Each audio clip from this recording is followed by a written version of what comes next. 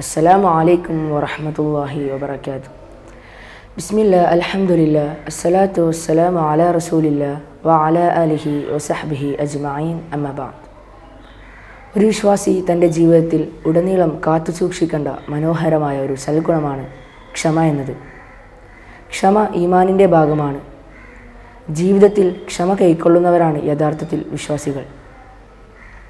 ആപത്തുകളും പരീക്ഷണങ്ങളും നേരിടുമ്പോൾ ആത്മസംയമനം പാലിച്ച് തൻ്റെ മനസ്സിനെ നിയന്ത്രിക്കാനുള്ള കഴിവാണ് ക്ഷമ എന്നത്.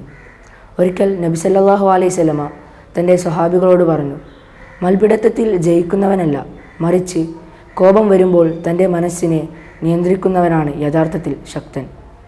ക്ഷമയില്ലാത്തവർക്ക് ഒരു നന്മയും പൂർത്തിയാക്കാൻ കഴിയില്ല. അള്ളാഹു ക്ഷമിക്കുന്നവരോടൊപ്പമാകുന്നു. അള്ളാഹു പറയുന്നു, യാ അയ്യുഹല്ലദീന ആമനു ഇസ്തഈനു ബിസ്സബ്രി വസ്സലാ ഇന്നല്ലാഹ മഅസ്സാബിരീൻ. സത്യവിശ്വാസികളെ, നിങ്ങൾ ക്ഷമയും നമസ്കാരവും മുഖേന അള്ളാഹുവിനോട് സഹായം തേടുക. തീർച്ചയായും അള്ളാഹു ക്ഷമിക്കുന്നവരോടൊപ്പമാകുന്നു. ക്ഷമ ഒരു വിശ്വാസിയെ കരുത്തനാക്കും, മറ്റുള്ളവരിൽ നിന്ന് വ്യതിരിക്തനാക്കും, അതിലപ്പുറം ഇഹത്തിലും പരത്തിലും വിജയിയുമാക്കും.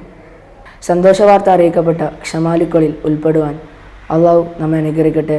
ആമീൻ. അസ്സലാമു അലൈക്കും വറഹ്മത്തുള്ളാഹി വബറകാതുഹു.